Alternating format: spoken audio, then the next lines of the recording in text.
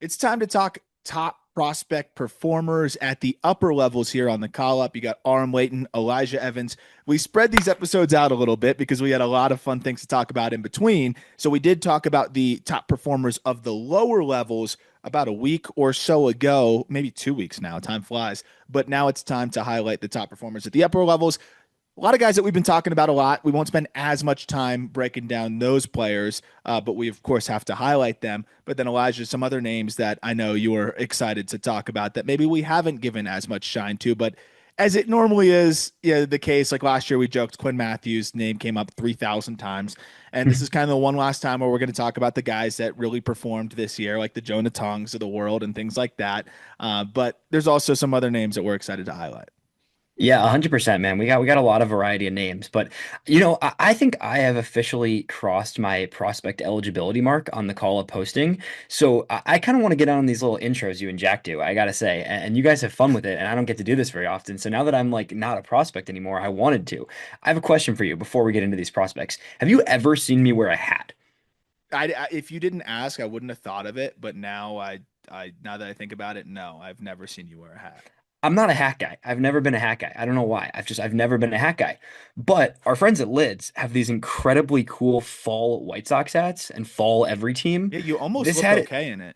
Thank you. I know. I think I almost look decent, right? It's a little off-putting. It throws me off a little bit, but this fall line of hats are really cool. Every team has these like awesome like fall design colors. Like it's not even White Sox colors, but I just like it. So I got this hat from our friends at Lids, and it's awesome. So I thought I'd ask you because I really don't ever wear hats, but I'm rocking a hat today. So Yeah, we're switching it up. you just spurred a thought because Jack with the Marlins had to do like the rookie dress up. So Yeah, we may have to make you do rookie dress up for one of the episodes now this off season. dude. So we'll figure it out. We'll Hey, figure out the no. right timing. Maybe when we do White Sox top prospects, you'll have to do a little rookie dress up there. But no, hat looks good. I know I've got a package waiting for me at home. I'm on the road obviously right now, so I don't get to enjoy it. But yeah, I'm excited. A whole new line of stuff there with Lids, and of course if you check in now, you can also go get your baseball cards there as well with Bowman Exactly. Chrome. So cool hats, Bowman Chrome. You can also add a JB patch onto your hat if you want to. That's a cool wrinkle as well. So a lot of cool things going on at Lids. And what's the name of this line again? Like It's the fall classic the hats. fall It's all classic. it's pretty cool. It's Yeah, pretty clean. the fall classic hats are clean. It is funny though. Isn't fall classic imply playoffs? I think maybe it does. Yeah, Not it's this weird that they one, may even but bother hey, making a White Sox one. hey, All right. we're gonna roll with it. But anyways, getting into prospects now, I just wanted to point out my cool hat because I like it. But yeah, we got a lot of fun names today. Double A, and then we'll get into Triple A. Just like the last version of this where we did the lower levels, we've got basically a standard of 70 games for a hitter, 15 games for a pitcher at the given level, just to kind of keep things consistent. Obviously, some of these guys in the big leagues, there's a couple names we're gonna talk about who are like playing in the playoffs this October, which is just so funny that like they're in a prospect episode, but they were at this level for most of Mhm. the year and they shoved or they, raked, whatever it may be. So it's pretty cool. We'll start at the double A level. And I kind of started off with a with a quad of names because I don't know if there's a better system in baseball at this point than the New York Mets, man. I really don't. I think it's hard to find one, maybe the Brewers, but you look at the Mets at the double A level particularly. There's a group of four that were all listed as double A all-stars this season. Jonah Tong, who is with the Mets now, and we can break down each of these guys individually, but just giving the names here off the bat: Jonah Tong, Ryan Clifford, first baseman, Jett Williams, and then pitcher Jack Wenninger, who's definitely a name we haven't discussed as much, but had a heck of a season. All four of these guys were named double A all-stars this season. You start wherever you want to start, but the four of these guys for the Mets were just incredible at the double A level. Oh my gosh, yeah. I mean, and even with the trades that they made, and I know that the deadline trades didn't go well, it feels a little bit better, I think, if you're a Mets fan, that the trades didn't really come from the top of your prospect lists here, right? It's not some of your top prospects that you're excited about, and even like a Ryan Clifford, maybe a guy that could have been viewed as trade bait. I think the Mets are being rewarded now for holding on to him because he took a huge step forward this year, and I think that's the guy that I really look at and say, man, he may have elevated his stock aside from the Tongs of the world. Like in terms of the position players, of course, Carson Bench did his thing, but I think Clifford elevated his stock as much as just about anybody. He was a guy that I was starting to look at as maybe, a platoon bat if it all works out. Yeah, you're probably going to have him limited to first, but he's been playing a lot more outfield still. Now, it still may be bulk platoon, but I got a lot of confidence in him being able to be a masher in that bulk platoon role. he made some subtle adjustments to just get his lower half more involved this year. And man, I mean, the path was cleaner, his weight was staying back longer, and he had a hard hit rate of 57%. That translated into 29 homers. He cut the ground ball rate to the lowest of his career. And, you hit the ball harder, you hit it in the air more, you're going to have a nice year. And to do what he did between double A and triple A, Clifford's kind of turned into a prospect fatigue guy, too, right? Age Yeah. 21 season, didn't turn 22 until the second half.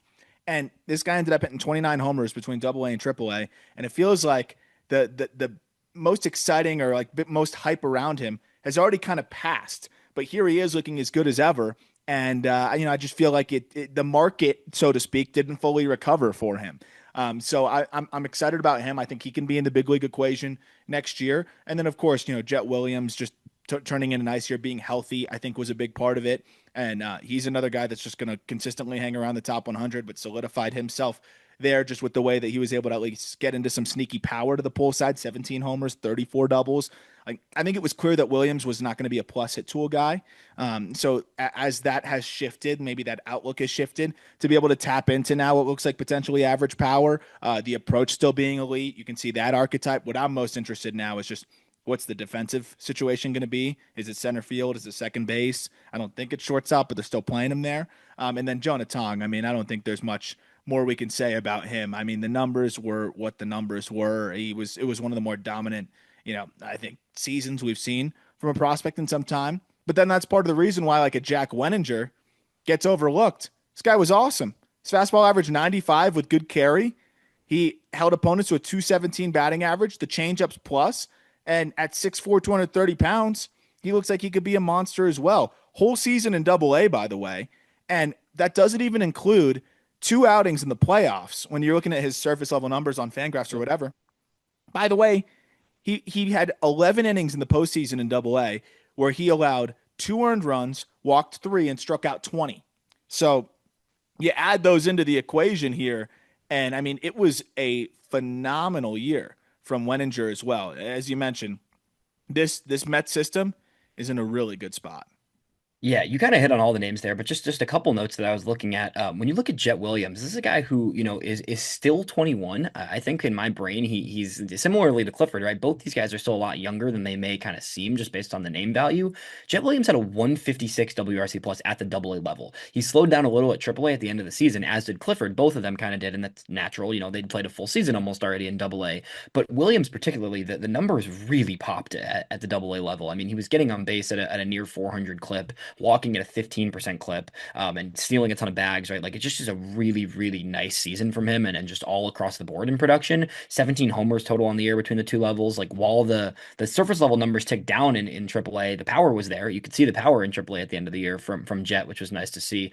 And then Wenninger is the other one that you could talk about. And it was just a really good year. There's a lot of pitchers. I mean, you could talk about Jonathan Santucci and a lot of other their recent draft picks, right? Wenninger was a year before in their draft cycle, but is still kind of in this new lineage of Mets pitching where it's just another guy who just, he was good last season in high A, but he ticked up even more this year. He got a lot. I mean, he had 4.3 last season between at the lower levels, and this year he puts up a 2.9 ERA in Double A with 135 innings too. Like he was churning starts, and then the postseason starts too, like you said. So it was a lot of long quality outings. Pretty much most times he came to the mound for Wenninger, which is a good thing to note there. Yeah, I think a guy that they did not want to move in any of these, Yeah. trades that they ultimately traded from some of the other depth, right, and more like relief, hard throwing prospects than guys like Wenninger who they wanted to keep. And I mean, yeah, the stuff got better, the command got better, and that's been a theme through a lot of these arms in the Met system. And then the last thing, just on Jett Williams, I mean, I think the ability to hit spin is what really stood out to me as well. Like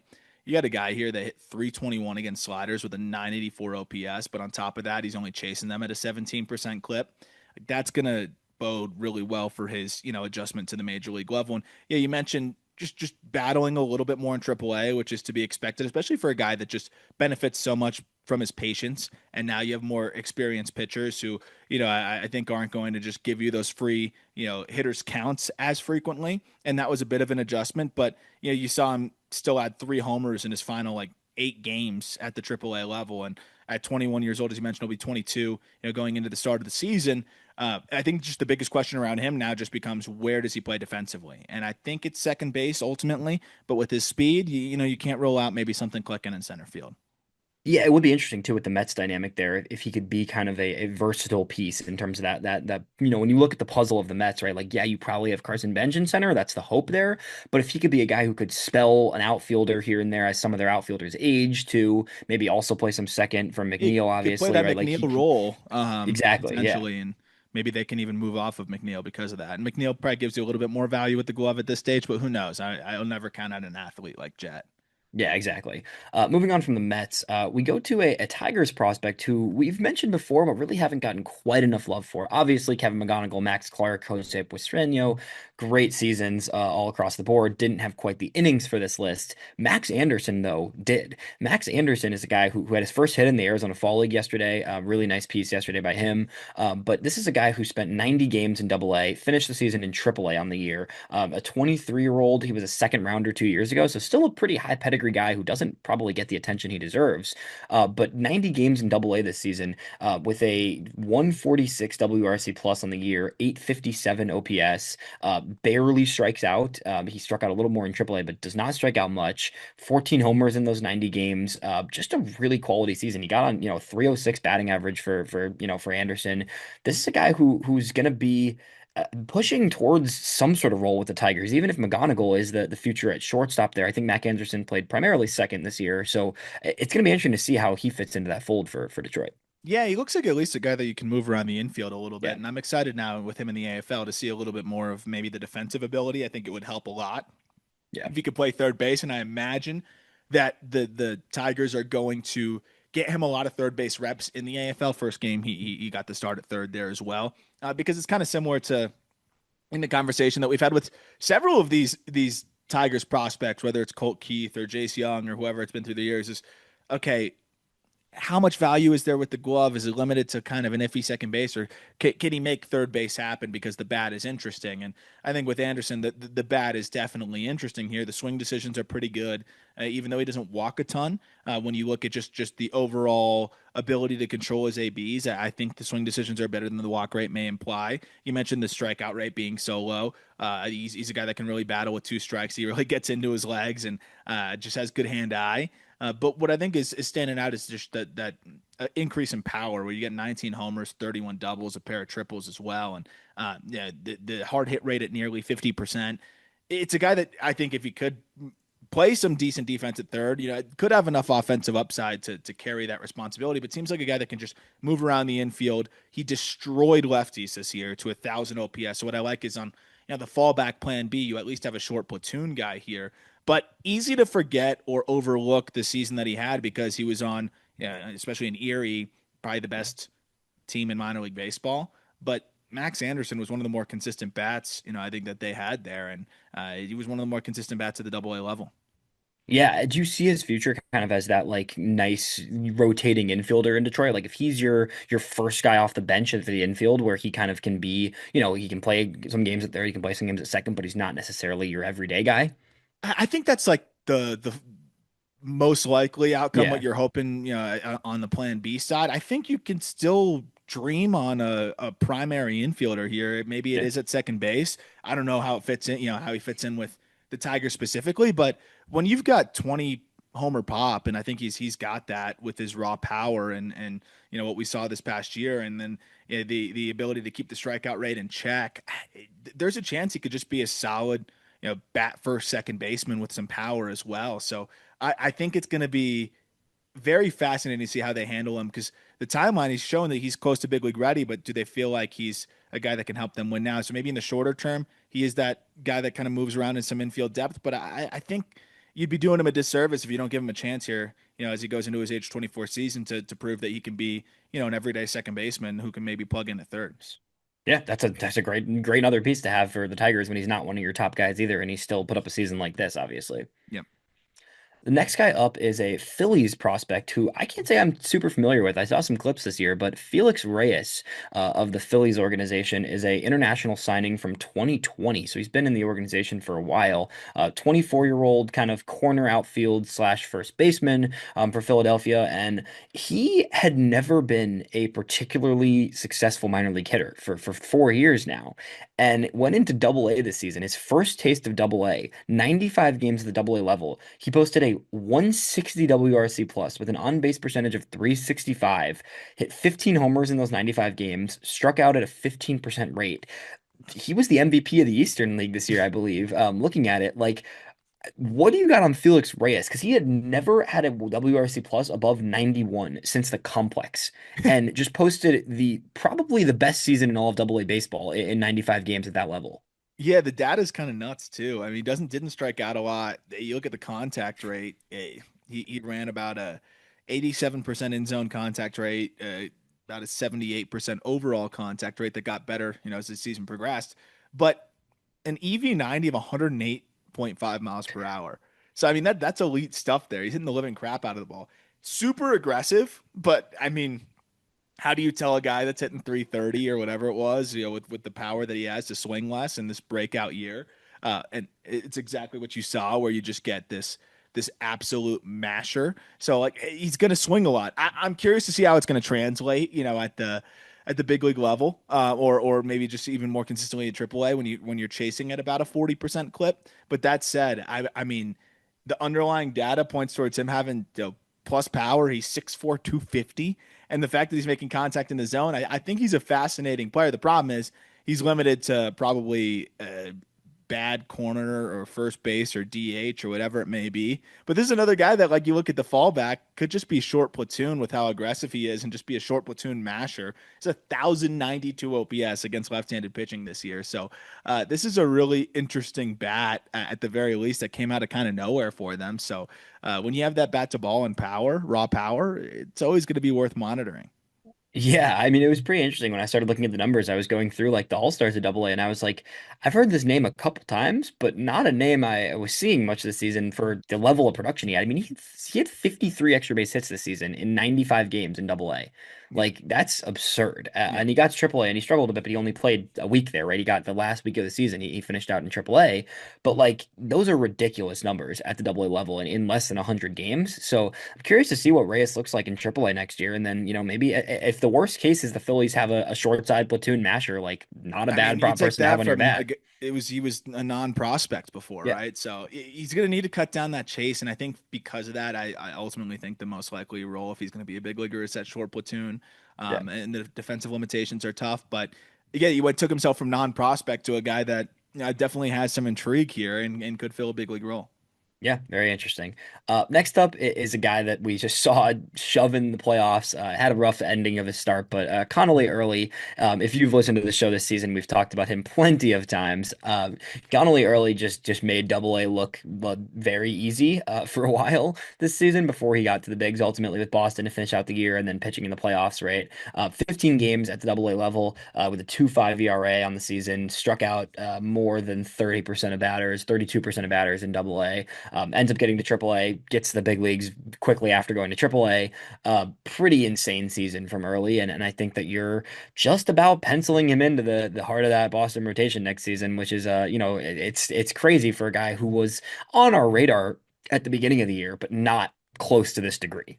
No, I mean he just got better and better as the year progressed, and I think you saw the confidence as the year progressed too. And even in that final postseason outing, he didn't throw poorly. I think his defense kind of failed him a little bit there too. Yeah. But I mean, he's just, I think, figured himself out as to how his arsenal and his pitch ability is going to work at the highest level, and also just having the confidence with it. Like that fastball is a good enough big league fastball. Then setting the tone with that to have the slew of secondaries that were all effective for him, working through that tunnel that he can create. I mean, change up, even if you include his big league, debut, opponents hit 180 against that this year. The slider, it was not his best performing pitch, but that got better as the season progressed as well, and he was able to get some more swings and misses there. The curveball, opponents hit 150 against this year. It's just been really impressive stuff across the board by him. And, even with the slider kind of being that pitch lagging behind, still held opponents to a 250 batting average and a 690,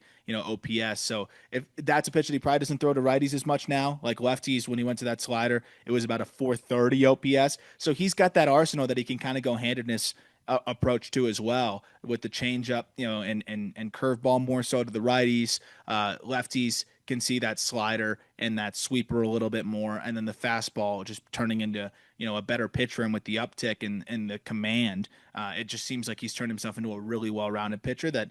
At the very least, is going to be a good back end guy, but I think has a chance to be a middle rotation arm for them if he continues this way. Yeah, definitely. I think he's going to be a big league starter for a long time. This stuff is insane. Obviously, we saw it at the in the playoffs and even at the end of the season. Right, he had a couple starts there in September that were just like wow.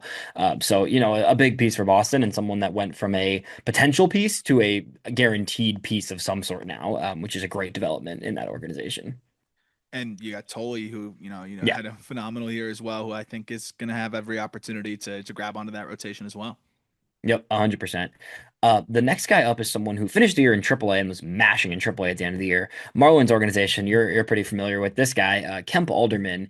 He had a heck of a season all around. And what's even more impressive from him is that he finished the year even better in AAA than he was in AA all season, and he was a AA All-Star. So that just goes to show how much he just kept progressing this season. But in 110 games in AA on the year, Alderman posted a 784 OPS, but a harder hit league to hit in. The Southern League, we've talked about that, right? So it's a 131 WRC plus there at that level.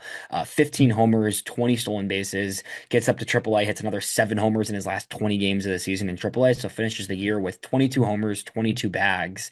The strikeout rate is a bit high, but it's definitely lower than it was at times the year before, which is, a good sign of development from him. And then just great production across the board. And Seeing him cut down on the ground ball rate was, I think, a big yeah. part of this thing as well. And through his final 50 games, he cut that ground ball rate to about 45%, and that's really all he needed. 13 homers over that final stretch of 50 games there, and even just before that, with the ground ball rate at about 56%, it even with the EVs where they're at, it's going to be hard to produce that way. But when you've got the elite raw power, you can get away with a 47, 48% ground ball rate. I think once it gets north of 50, it gets a little bit more difficult.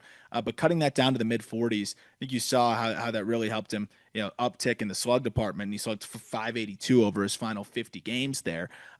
It's I don't know exactly what it was, maybe that allowed him to elevate the ball more. I was talking to some people with the Marlins, and they're saying, like, the worst thing you can do sometimes is tell a guy that needs to elevate the ball to elevate the ball more, because then they know that, right? Well, like, you just have to find the ways to do that, and not undermine the mechanics, because as you alluded to, like, he was still performing well, so you didn't. It was a step forward that he was already taking, but you didn't want to undermine that by trying to get gritty and take a leap forward. But he got there himself anyways, and I'm sure there was people helping him, but he got there anyways, to where, okay, he was already taking a step forward, and then he took another one in the second half of the season. You can't really teach that raw power, but to see that progression as a hitter, I think, is really encouraging.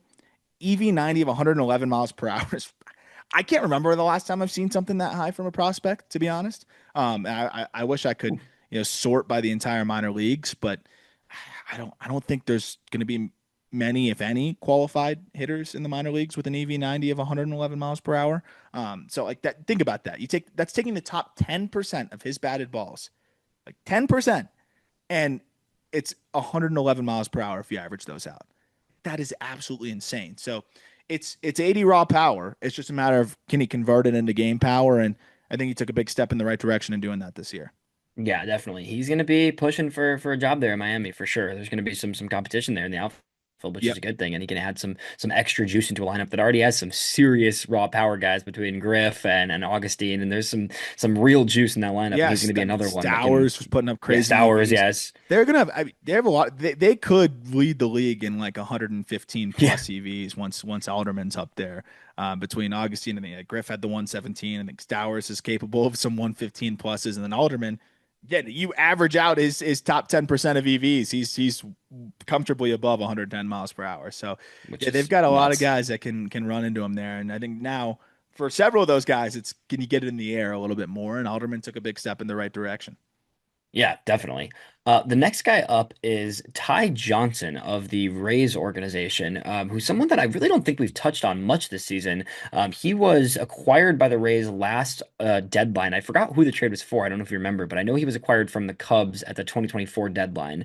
And he was originally a 15th rounder of the Cubs, goes over to the Rays, and then just, Rays fashion. At the end of last year starts to really tick up. This season, he spends the entire year in Double A, 26 games, 110 innings for Ty Johnson on the year at a 2.6 ERA, the strikeout rate at 35% Yeah. almost this season.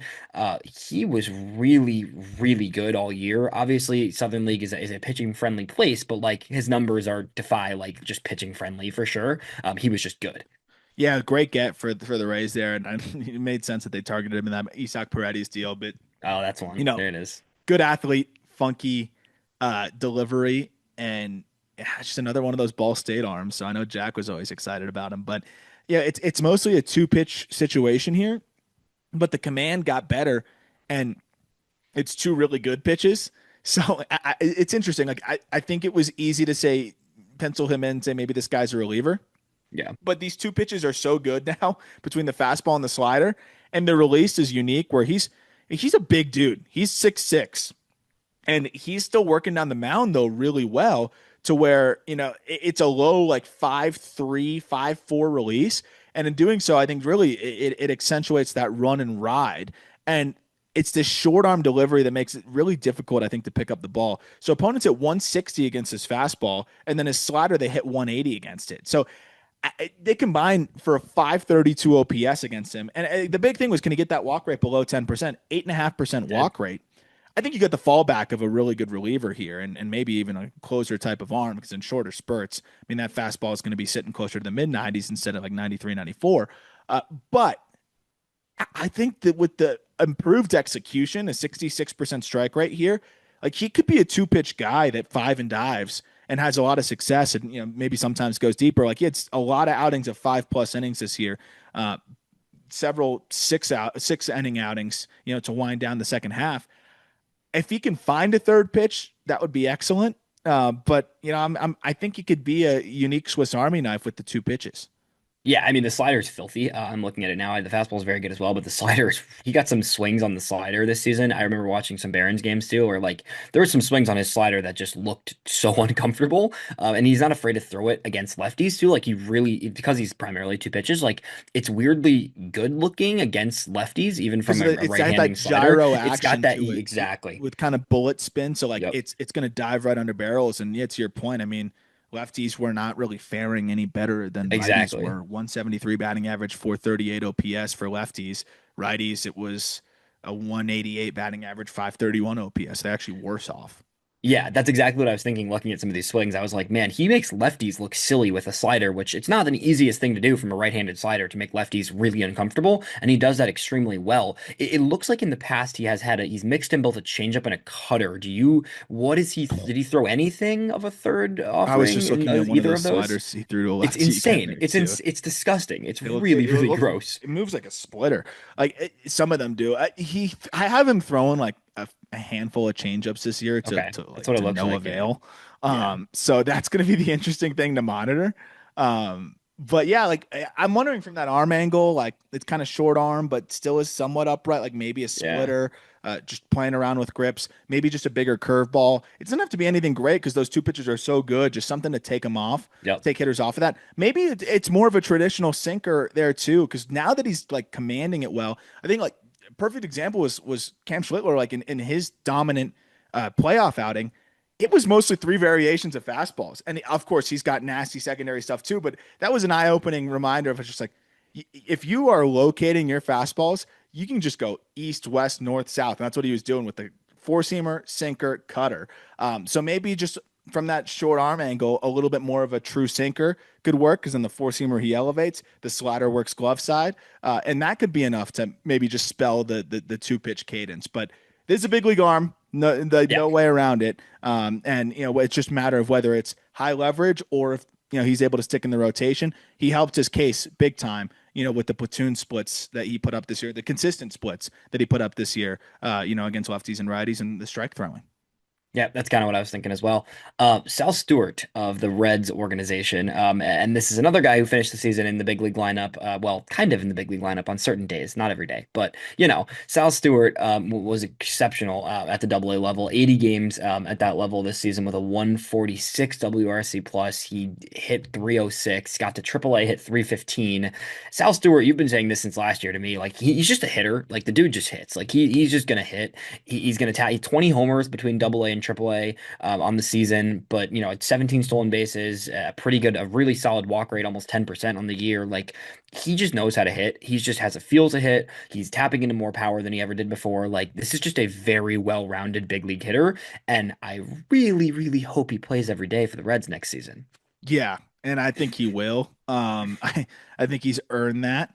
Yeah, It's funny, man. Like I was talking a lot about it on the Just Baseball show. I thought he should have played way more down the stretch, and yeah. even in that final elimination game, I know he said, "Oh, I cost the team the game," and don't be so hard on yourself, Sal. You drove in 3 runs.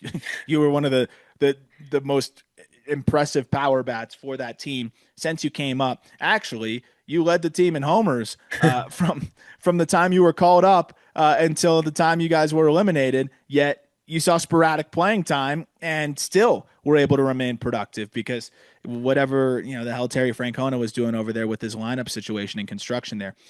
I think with the amount of guys that have come up and that you're excited about and just giving you kind of inconsistent results for the Reds. Yeah, I think of like a Christian Encarnacion Strand. I know injuries have played a part in that, but you look at some of the other guys that hit the ball really hard. It just seems like there's always a caveat, even with the Noel Marte. I think Sal Stewart is just a better hitter. I know Marte had some really good moments here in the big leagues, but I trust Sal Stewart over 162 so much more.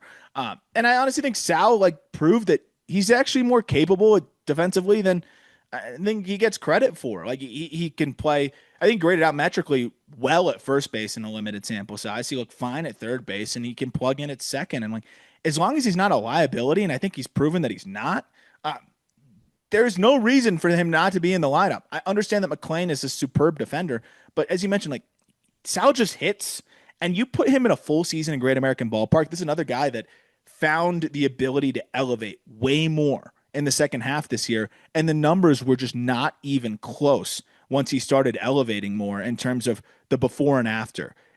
The final 50 games of the season for him, he had a 994 OPS, 34% ground ball rate. The previous 88 games, he had a ground ball rate of 45% and an 853 OPS. If you sort by the first 40 games of the season, he had a ground ball rate of 47% and about an 870 OPS. So he's still hitting the ball hard and finding gaps, but you saw his production kick into one of the most productive hitters in the minor leagues once he started to cut that ground ball rate below 40%. Because, by the way, it's plus raw power. It's a 53% hard hit rate, and the approach got better as the season progressed. He is, I think, ready to have a really, really nice big league season next year. And in that stadium, with the improved ability to elevate and the power to all fields, I think as long as he's not thinking too much about hitting behind runners, I think he's going to have a really nice year. Yeah, I'm with you. I think he's going to be a big piece there. And I'm realizing as I'm going to my next name that there's one name I meant to combine with Ty Johnson. We got to mention Brody Hopkins real quick. And he wasn't on my list and he was going to go next, but Brody Hopkins, also of the Rays organization, as I'm looking through, just pulling up the double A sheet here, like it was too good and it got so much better throughout the season that I would be remiss to not add him in here. Hopkins spent the entire season in Double A, pitched to a 2.72 ERA. It continued to progress throughout the season for him. You saw the command get a little better. He still is a guy that's going to need to cut down on the 12% walk rate, but strikeout rate near 30%. So adding him in last minute here, but I do want to touch on Brody Hopkins real quick. Yeah, I mean, final 6 appearances of the season, he pitched to a 1.16 ERA. Yeah. The stuff is outrageous. Yeah, I mean, it's just all about the command for Hopkins because he's funky as hell. He's got the fastball situation where it's going in different directions. You got the four seamer up. He can get some stuff going arm side. The cutter is nasty at like 92, 93. The four seamer averaged 97 miles per hour this year. And then, I mean, that curveball, he landed it for a strike at a 69% clip, which is a huge leap for him this year. Opponents were 11 for 104 against it. That's a 106 batting average with a 284 OPS. That pitch is outrageous. It's just a matter now of fastball command getting a little bit better, changeup command getting up a little bit better, and I think that'll help him cut down that walk rate. But there's no doubting the quality of the stuff. And I mean, if it all clicks for this guy, he can be an absolute monster. That's exactly why I needed to throw him in here for people that listen to us and want to just get the full sense of these higher levels and who was really shining this year. As much as we've talked about Hopkins a lot, like he's really legit from a stuff standpoint, and you saw it get better throughout the year, and you saw his starts just start to really mature. Even in the playoffs, like I saw one of his starts with Montgomery, where like didn't have his best game, but like still, you just see the upside with Hopkins, and I think there's just a lot to dream on there moving forward for a guy like that. It's just all about the strikes. Yep, exactly. Do you know that there is only one qualified AA pitcher who had an ERA under 2.5 this season, and his ERA was 1.38 on the year? And it's not so Jonah Tong doesn't qualify? No, he didn't quite qualify. Huh. This is my guy right here. And this is a funny one because it's not a name you even recognize, not a name most people recognize, but we're talking about the best pitchers in Double A, and he was the best qualified pitcher in Double A this season. Shane Murphy, in the White Sox organization, is a really unique profile, and this is a guy that I had on the Future Sox podcast. I did a full interview with him about a month ago. It's super interesting to talk to him. 24-year-old left-hander, was a 14th round community college guy, throws about 89 miles an hour, mixes and matches all the time. It's just nothing but command. He ran this season in Double A. I believe let's see, he ran a 3.7% walk rate in Double A, with a 20% strikeout rate. When I talked to him on the Future Sox pod, he literally told me, he's like, I know my stuff is never going to be as good as most guys I'm playing with, and I'm fully aware of it. It's just who I am as a pitcher. But what I'm going to do is I'm not going to throw balls, and I'm going to move the ball all over the zone, and I'm going to get outs. And if, he's like, I know I profile as that, 4 or 5 starter in a rotation. Like I've never heard a guy like say that so openly. And I thought it was really interesting because he embodies that, and that he had a better ERA by more than an entire run than any other qualified pitcher in Double A this season. It shows you like how pitchability in the minors. Yeah. You can pick some of these young hitters apart, but yeah, I think him being realistic and knowing himself, I think, is allowing him to play to his strengths more, right? Yep. And I would love to see him go more cutter heavy. I think those softer throwing lefties who hide the ball well, which he does, like can really benefit from that using Yeah. that cutter more. And he started to sprinkle it in a little bit. I think that could be a really good pitch for him. But he's got the pitches working in every which way, right? And then you look at the strike rate across the board. It's funny. The four seamer was actually the pitch he had the least command of, but you look at Yep. everything else. It was a 67% strike rate on the changeup, 70% on the slider, 70% on the curveball. And then the four seamer was 63%, but the sinker was about 77%. So if you can combine those two, yeah, it gets to a 65% strike rate. So he's pretty much locating everything. Again, if that four seamer command can come along a little bit more, yeah, maybe this is the guy that could just eat innings for you and, Yep. and execute his way to getting outs. And he missed enough bats, I think, because of some of the built-in deception there. But yeah, I mean, it's funny how if you don't have as much of the prospect pedigree, you can have such a good year and still kind of fly under radars there. Like you combine double and triple, opponents hit 195 against him this year. So Yeah. really impressive year and a guy that yeah maybe could be that innings eater for you. Yeah, it's an interesting name. I just had to mention because the numbers are insane. And even though he's not, a prospect of the pedigree of most of these guys, right? Crazy numbers, Rule 5 eligible this offseason. All indications that I've heard are that he's going to get added to the 40 man because he's an innings eater. He can be a Mhm. guy that can get to the bigs, and he can be a long reliever or a spot starter and churn some innings, I and mean, that's, Connor you need Thomas those. got taken in the last Rule 5, and no offense to him or anything like that. Like I think he can be a decent innings eater too. But if Yeah. Connor Thomas got taken, I think Shane Murphy would probably be taken. Yeah, so just an interesting name there who, 1.38 ERA is just crazy at the Double A Yeah. level. Last two Double A names here before we dive into Triple A, both St. Louis Cardinals guys, and a totally funny dichotomy here between one of the best prospects in baseball and a prospect you may never have heard of. So we'll start with JJ Wetherholt. This guy is ridiculous. He actually was the one exception to the 70 games minimum at a level rule because we needed to mention him. And this, he Yeah. played this season between double and triple, 62 games in double, 47 games in triple. So he's almost the bridge between these two segments of the episode here. But 109 games total for Wetherholt. He got on base at a 421 clip, a 152 WRC plus that got even better at the AAA level. 17 homers, 23 bags, it just 28 doubles on the year for Wetherholt. He's just such a well-rounded player. We've talked about him before. We talked about him, last week when we talked about each organization's player of the year, and he was the Cardinals guy. You said he should break camp. I agreed with you. JJ Weatherholt's ready to be a big leaguer. Yeah, he's probably going to be an early, rookie of the year favorite there, and they got him some more reps at third. I think that's where we could ultimately see him play. But I was interested to see how that all shakes out.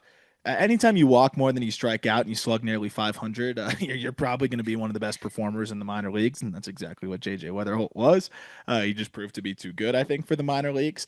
17% chase rate, so the plate discipline being there, and then the big thing for me was again, you're not going to see him pop 112, 113 mile per hour EVs. So you want to see him get that A swing off consistently. And he did. I mean, and he still hit the ball hard consistently. So if you're not going to pop the elite EVs, raise the floor, right? And the average EVs were strong. The hard hit rate was 46, over 46%.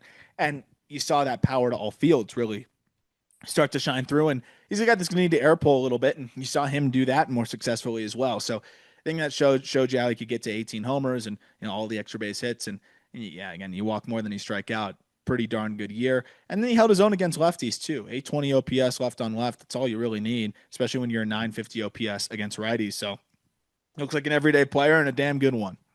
Yeah, he's a stud, and I think someone that we are pretty keyed in on and think he's going to be. I got every chance in the world to break camp with the Cardinals. Yep. The other guy in the Cardinals organization is a name that I'm not too familiar with, and I saw some of his starts, but had a very impressive season. Ixan Henderson was a 2023 eighth rounder for the Cardinals, and he spent the entire year at the Double A level and had a 2.59 ERA on the season, 132 innings and 25 starts, a lot of lengthy quality outings for Henderson, 25% strikeout rate, walk rate a little under 10%. What you got on him and kind of his makeup this season?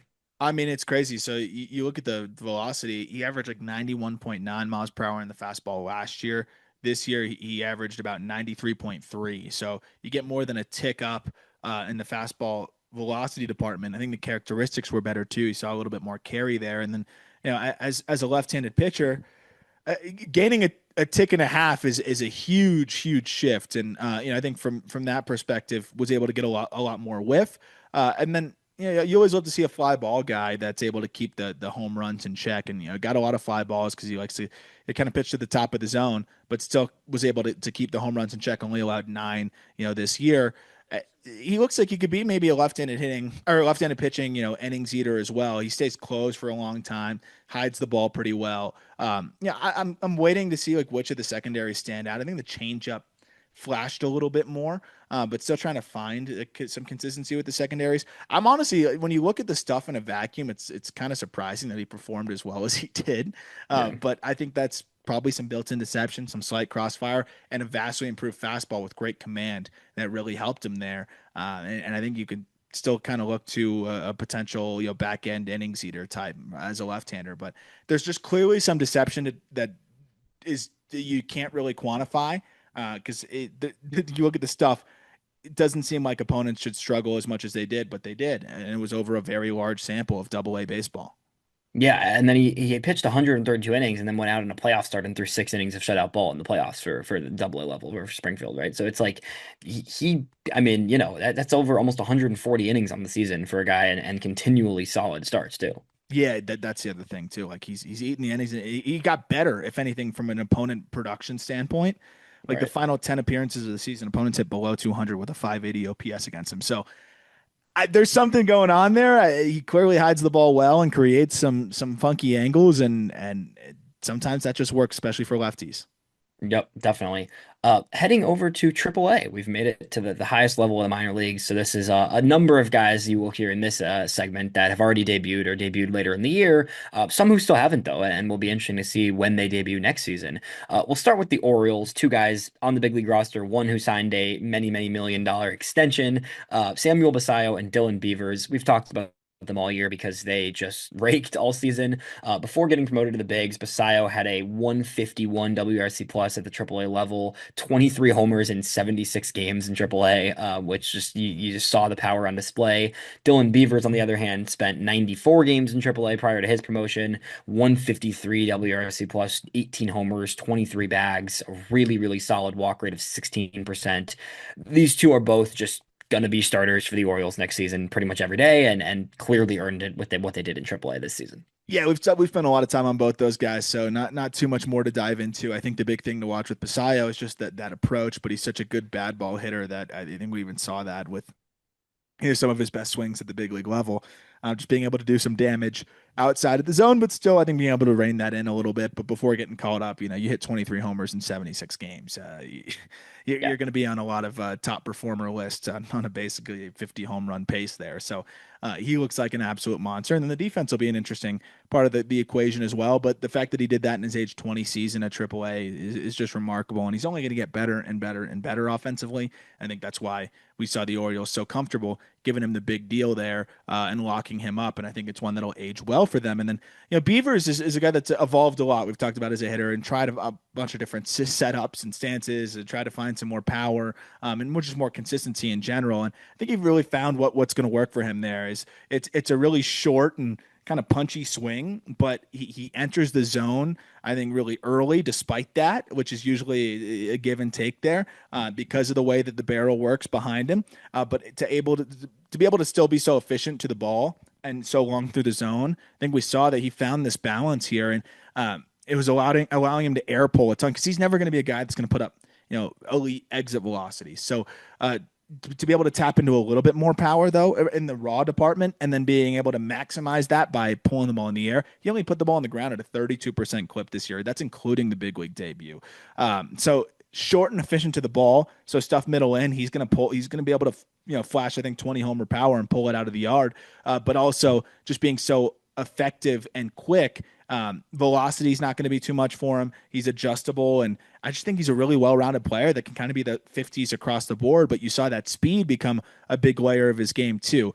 I think he's going to be restricted against lefties. I think that swing path does start to become a bit of an issue left on left. And I think you saw where it became a little bit more difficult for him to produce just much impact there. And he kind of gets out on that front side prematurely. But he destroyed righties, and I think ultimately will be a really good bulk platoon guy. That even if you put him in there left on left, the approach is good enough, the bat to ball is good enough.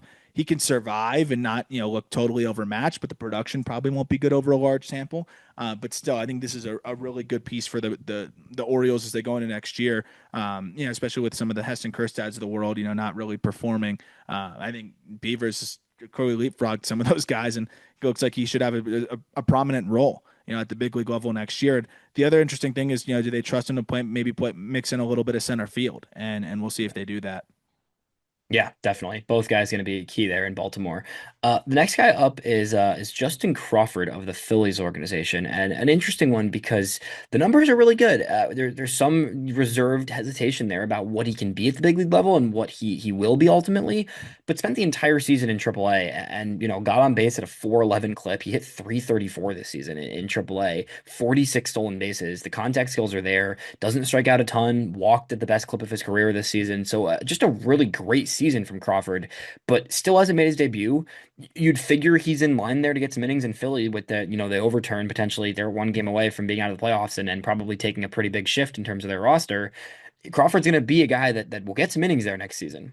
Yeah, it's funny, man. I thought you'd think he would have gotten an opportunity this year, but I Yeah. think they're kind of aware that just with the way the approach and some of the batted ball data, like he could be exposed a bit at the big league level. So just getting him another offseason to maybe shore those things up, another big league spring training. And the thing is, though, is I'll keep highlighting the things that just don't make sense to me, right? Where it's a chase rate north of 30%, a ground ball rate north of 60%, yet he just continues to produce. And I mean, he hits well over 300 and somehow puts up the 863 OPS. And I don't understand it. I really don't. He's even better in left on left matchups. I, I, I do still believe that he's going to be challenged at the big league level and the stuff is going to chew him up. And I really hope I'm wrong about it.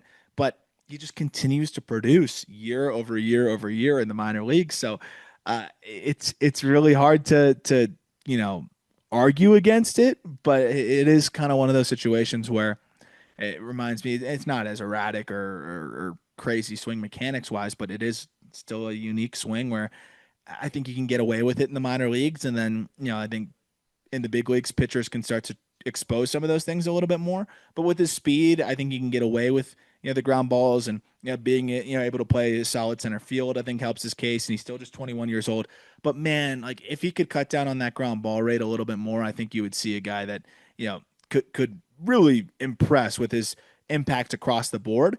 It's subtle, but it is a slightly positive trend. Over his final 40 games, he cut that ground ball rate to like 58%. And over his final 30 games, he cut it to about 54%. And I don't think it's a coincidence that he had a 929 OPS over those final 30 games. So even if he's around 53, 54%, I think he can get away with that with his bat to ball and his speed. And the EVs are decent enough. But I don't think there's very many players that are going to be able to survive with a 60% ground ball rate. So that's the theme to monitor here. But it looks like he finished the year strong. Yeah, and what's crazy is the consistency. You mentioned it a little bit, but like his age 19, 20, 21 seasons, it's a 132 WRC plus, a 131 last season, and then a 133 this season. So it's just insanely steady for him, just when you look at his total minor league production the last 3 seasons. So I am curious to see like what it looks like at the next level, but he's been good for 3 years in a row at every level, right?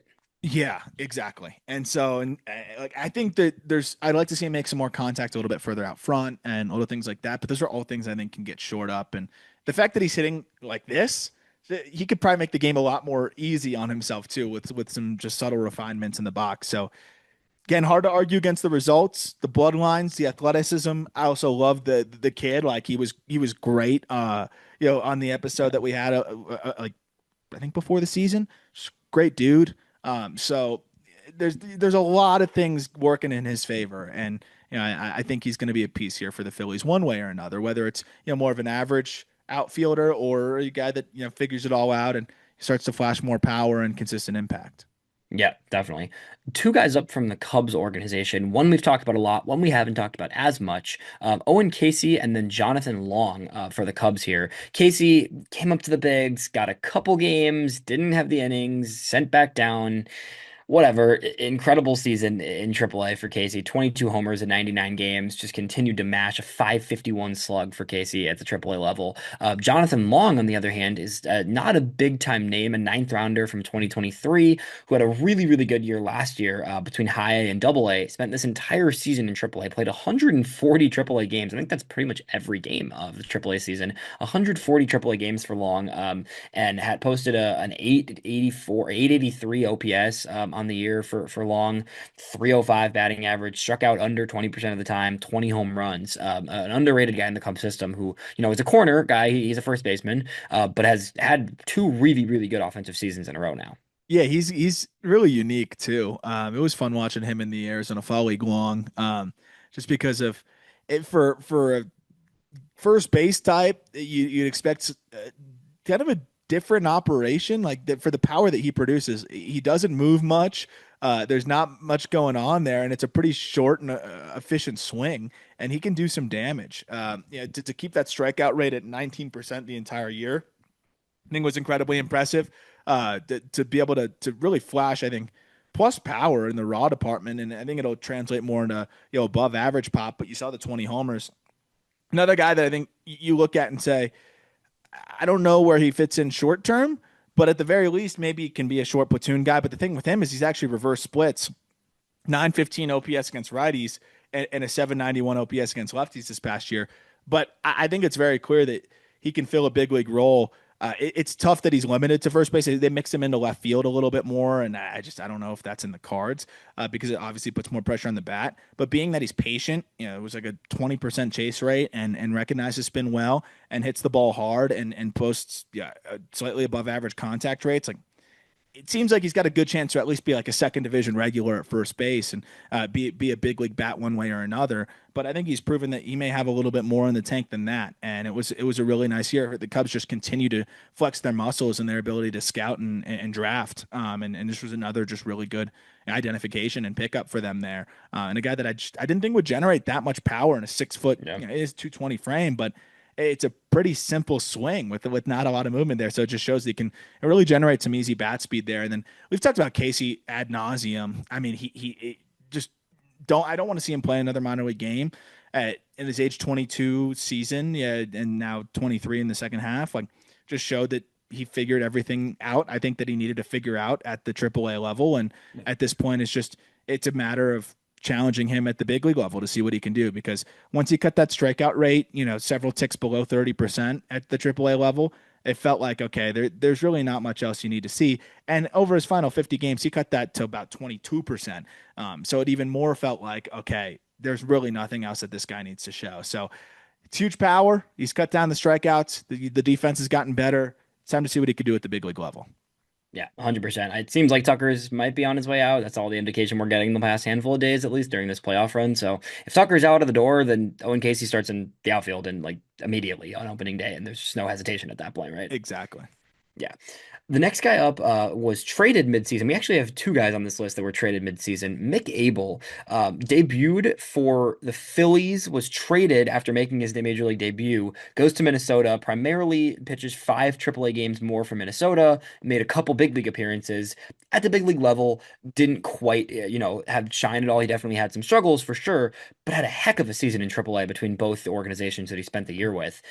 In AAA on this season, 18 starts at the AAA level with a 2.2 ERA for Abel, a strikeout rate of 30, almost pushing 30% in AAA for Mick Abel. He took a huge step forward because last year was a really rough one for Abel for a guy who seems like he really figured a lot of it out in the minors this year. Now it's just about translating that to big league success.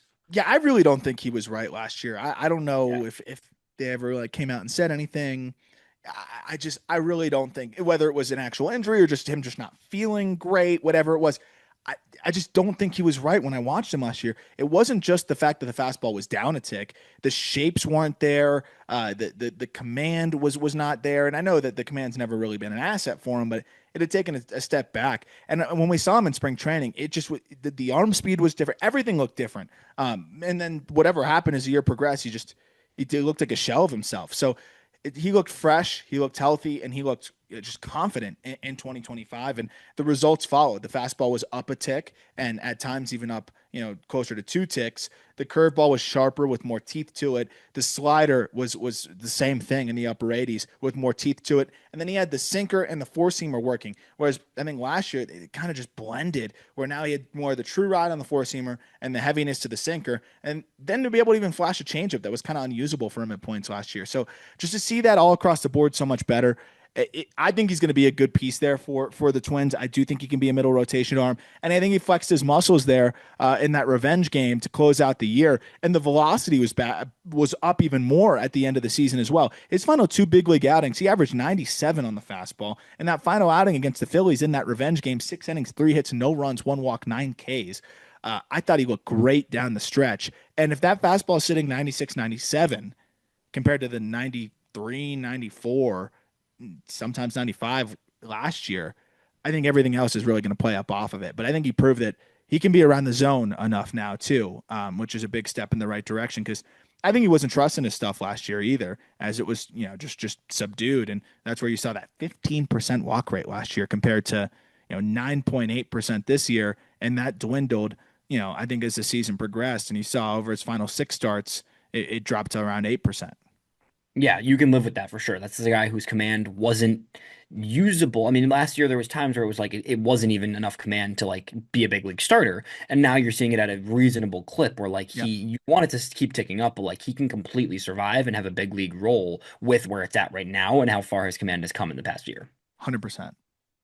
The next guy is an interesting one because kind of someone who, I'm not even sure he qualifies as a pro. I mean, he's a He's a prospect. He's a prospect. prospect. He's a prospect.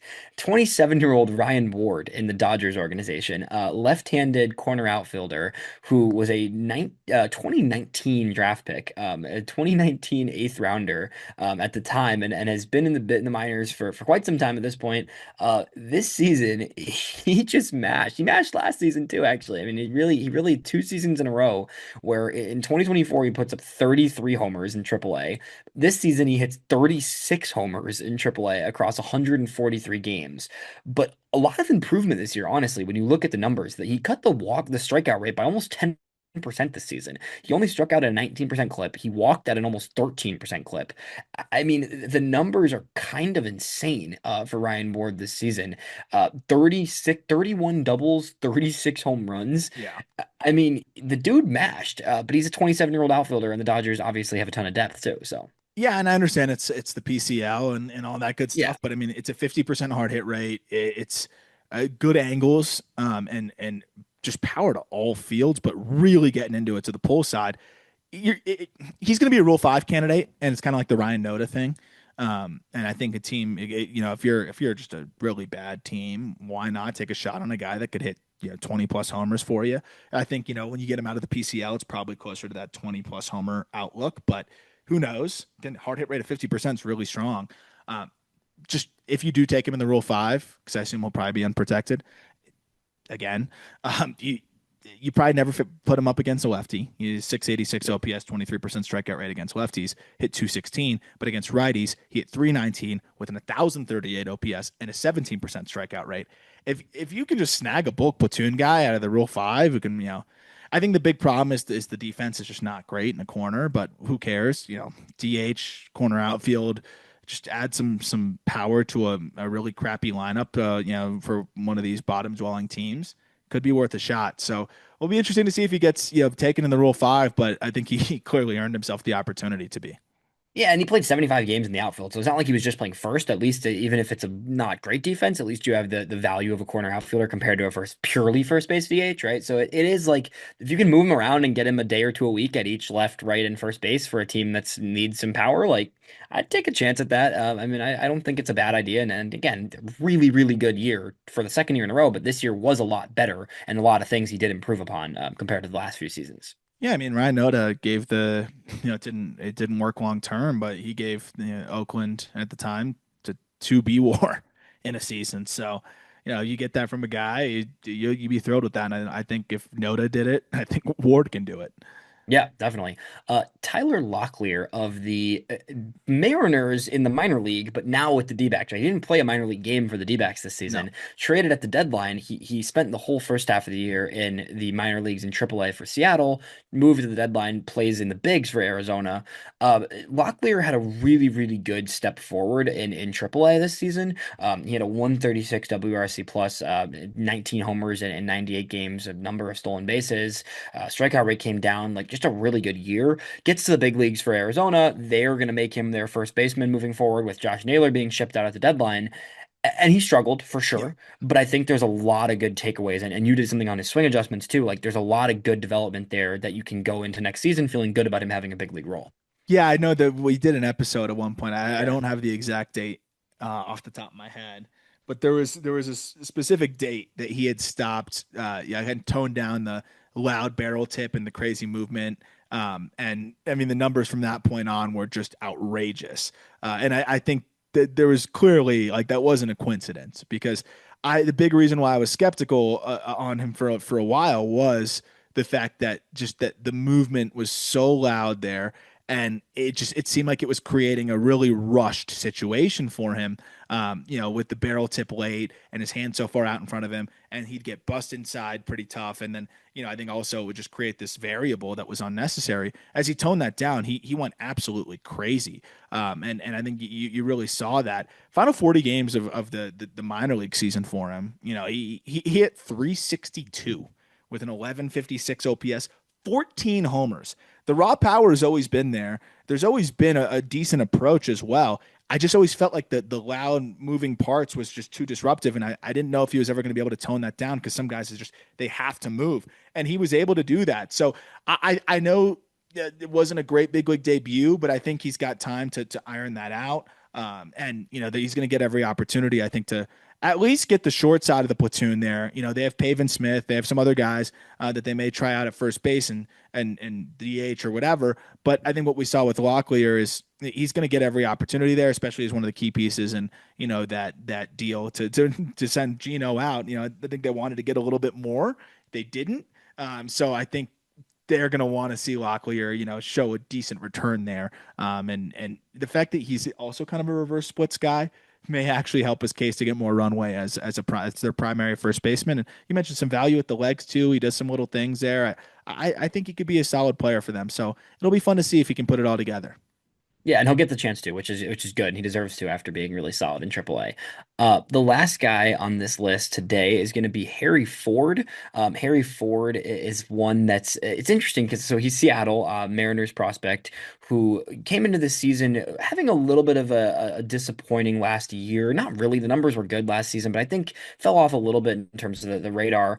This season, you really saw an uptick in power from Ford. And he ended up he got to AAA, spent the whole season there until getting a big league promotion later in the year. And you saw the power jump from him. From last season, it was 7 home runs. This season, it jumps to 16 at the AAA level. Obviously, yes, PCL, but a 125 WRC plus for Ford on the year, walking at a very very high clip. This is a guy who's going to get on base from walks. He got on base at a 408 clip in AAA this season. Ford's got an interesting situation because like he is a catcher. Cal Raleigh, he's not going to be a primary catcher in Seattle anytime soon. But if he can be a backup catcher who can also pop in a DH right there, or just even continue to spell Cal as Cal can, mashes all the time, right? Like not a bad guy to have, and probably a piece Seattle's actually really excited to have as a backup to the best catcher in baseball. Yeah, and I mean, if you want to try to get creative in the off season and make a splash for Right. another impactful player, Harry Ford has turned himself into a prospect here that could headline, I think, a significant trade Yeah. too if you wanted to go that route. But yeah, maybe they really work the offseason to get him more defensive reps again in the outfield. And I know he's kind of been ragdolled back and forth, but I think it's been great for his development that he could be able to get the reps as a catcher. He also just vastly improved as a catcher this past year, and I think that's great because if Cal Raleigh goes down, you're going to be happy to have a young catcher who can actually defend still pretty well now. And I think he's turned himself into at least an average defender there. But the offensive ability is what really stood out to me because he did kind of seem like a walk merchant last year because just the power wasn't there. The swing mechanics were very inconsistent. He was so heavy on that front side and would just create some barrel drag and a steep path. And now he cleaned that up a lot this year. He I think needed to adjust the load and his stride, and now going to a toe tap, he's able to keep his weight back a little bit longer. His barrel's entering the zone a lot earlier, and he was able to pull the ball in the air significantly better. And I think that was a huge wrinkle for him because he's never been a huge EV guy, so he's going to need to hit the ball at the right angles, especially if you're kind of skewing towards three true outcomes. And I wouldn't say three true outcomes because he didn't strike out that much, but skewing towards the high walks, a lot of deep counts, things like that. And you're not going to be an elite bat to ball guy. Like I think it was clear that he was always going to be kind of average at best in the contact department. So being able to get a little bit more slug out of that contact, I think, has been huge for him. And then just being able to hit the ball at the right angles more consistently, and doing that, he's got himself in a really good spot where the defense looks good. He's going to be elite in terms of plate discipline, but now there's enough when he is swinging the bat to say, hey, he can hit 15 plus homers. He can hit a lot of doubles, and he can just drive the ball into each gap and just be better in the I would say just batting average department. So he looks like a really well-rounded player here all of a sudden, and I'm interested to see where he fits in next year. But I think Ford looks like a guy that could be a solid primary catcher at the big league level. Yeah, definitely. He's earned that right after this season for sure. This was good. We got a lot of names covered today for sure. So now we can kind of shift gears a bit and dive into all of our various offseason topics. We got some interviews lined up. We got a lot of other stuff. So this was a good way to recap the upper levels, and we got a lot more coming. Yep, and I'll be in the fall league this weekend and through next week, so you'll have a lot of takeaways from me on the Arizona Fall League and everything that we've been seeing out there. So keep an eye out for that. Of course, those episodes will be fun, but also on X, I'll be posting live looks, stuff like that as well, and probably some on our Instagram also. And then yeah, keep an eye out for player interviews, different things like that, fun stuff ahead. And a reminder to join our Discord as I'm updating all the team top prospect lists. Been talking to our amazing audience and friends in there, answering prospect questions, especially as we get to closer to updating the top 100 as well. But also, doing some player prospect Q&As in there during the offseason. I'm very excited about that you could just directly be able to ask some of these guys questions. And then, of course, helping you with your dynasty team, cards, whatever it is, whatever you want. Best way to support Just Baseball. The link for that is in the episode description. Look forward to talking prospects with you guys later this week.